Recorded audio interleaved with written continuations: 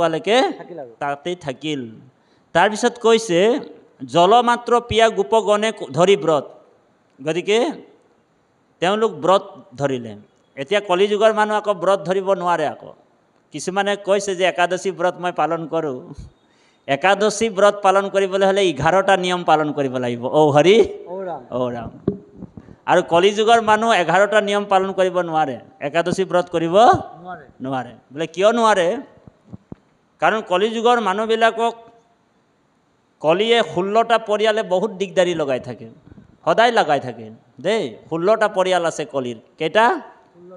দম্ভ, অভিমান, ৰাগ, দেশ, হিংসা, ঈৰ্ষা, অসূয়া, হয়নে বাৰু? লোভ, মোহ, কাম, ক্ৰোধ, এনেকুৱা আছে 16টা পৰিয়াল কলিৰ। কেইটা পৰিয়াল? বোলে চন্দন কুমাৰ বাপ আহিলে কলিৰ গোটেই ডিটেইলছটো তেওঁ দিব। ঔ হৰি ঔ ৰাম, তেওঁলৈ থৈ গৈছোঁ মানে কুমাৰ বাপলৈ।